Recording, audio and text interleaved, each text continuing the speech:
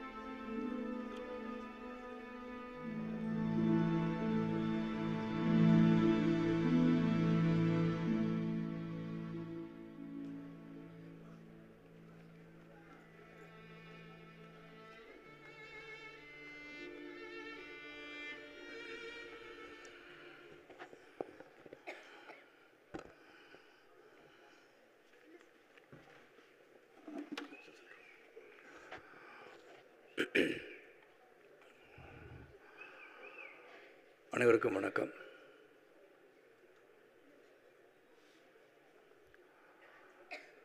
இப்படி ஒரு நிகழ்வு, இந்த நிகழ்ச்சி நினைவேந்தல் நம் வாழ்நாளில் நாம் கலந்து கொள்வோம் என்று நினைத்து பார்க்காத ஒரு தருணம் என்று தான் சொல்ல வேண்டும்.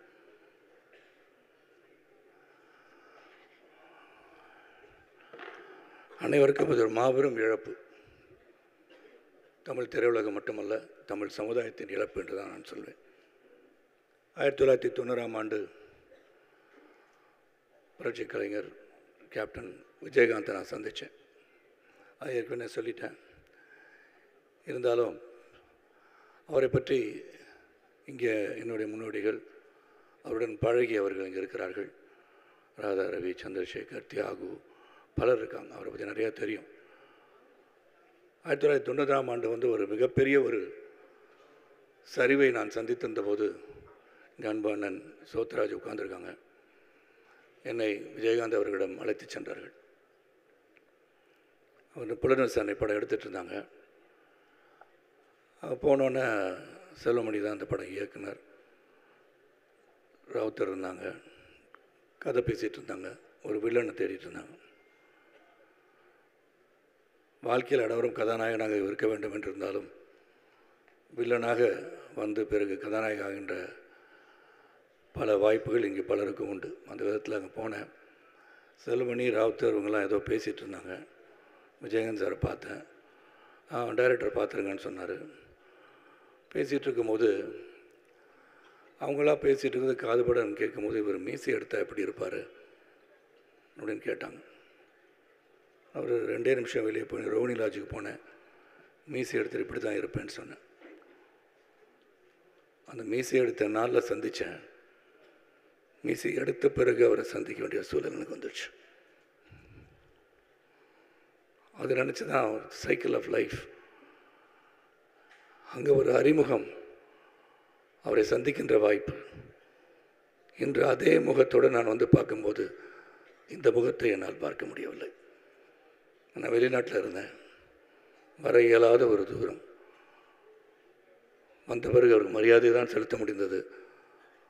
அவருடன் அந்த அமைதி ஊர்வலத்தில் கலந்து கொள்ள முடியவில்லை என்ற வருத்தம் எனக்குள் இருக்கிறது. ஆனால் நடிகர் சங்கம் என்று இந்த நினைவேந்தல் மூலமாக இந்த மாமனிதர் நல்ல ஒரு உள்ளம் படைத்த வள்ளல் குணம் படைத்த என் அன்பு சகோதரர் விஜயகாந்த் அவர்களுக்கு நினைவேந்தல் நிகழ்ச்சி நடத்தி கொண்டிருக்கிறார்கள். எல்லாரும் மனசுலேயும் ஒரு புழுக்கம் இருக்கும்.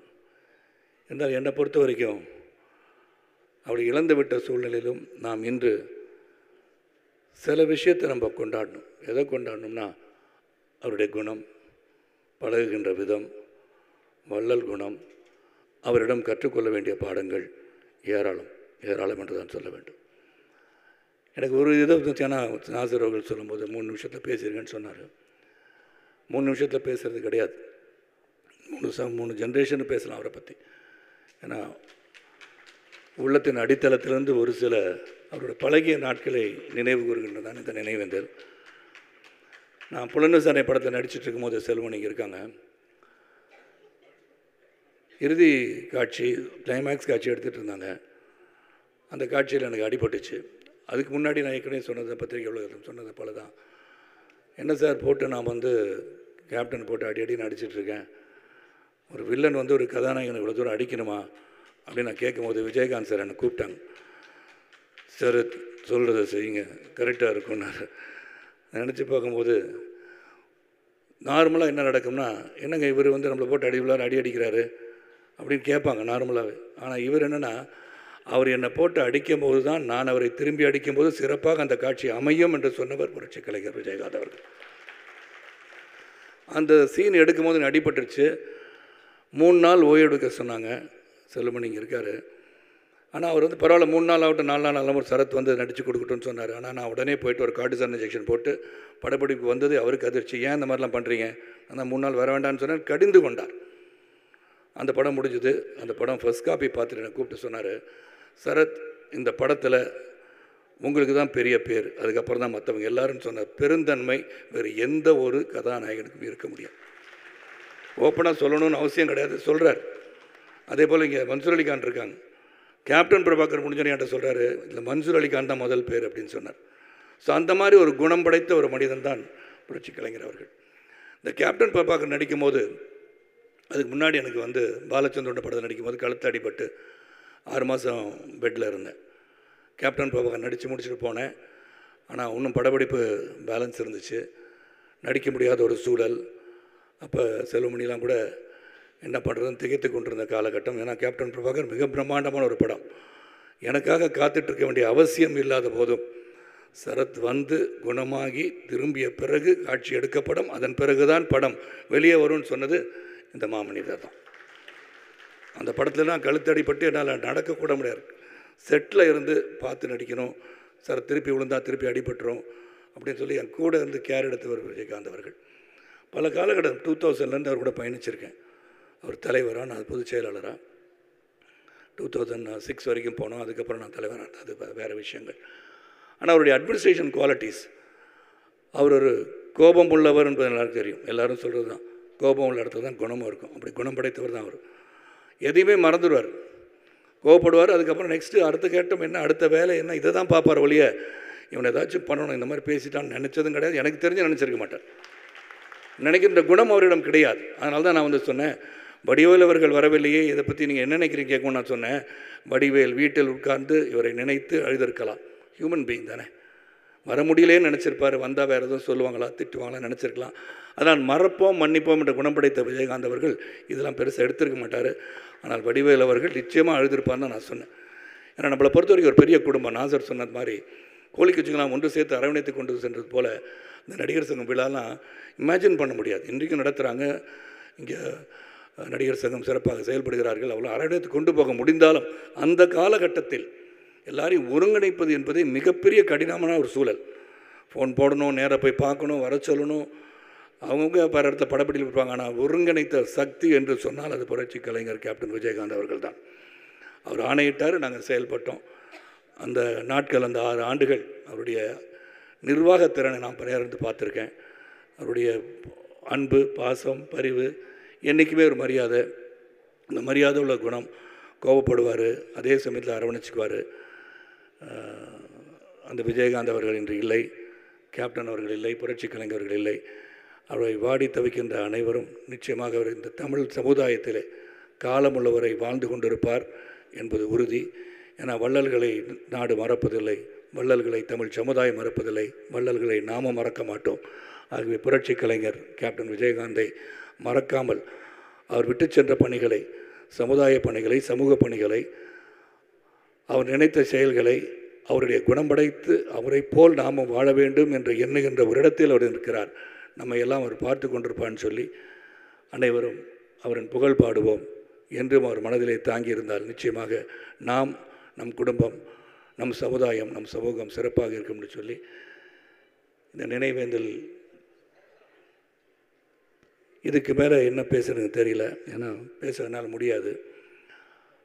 அந்த அளவுக்கு எனக்கு உறுதுணையாக இருந்து பல காலகட்டத்தில் உதவிய விஜயகாந்தன் அவர்களை என்றும் மறக்க மாட்டேன், மறக்க மாட்டேன் என்று மனதில் தாங்கி செயல்படும் என்று கூறி அவர் ஆன்மா என்றும் நம்மளை ஆசீர்வதிக்கட்டும், நடிகர் சங்கத்தை ஆசீர்வதிக்கட்டும், தமிழகத்தை ஆசீர்வதிக்கட்டும், தமிழ் சமூகத்தை ஆசீர்வதிக்கட்டும் கேட்டுக்கொண்டு விடைபெறுகின்றேன். நன்றி, வணக்கம்.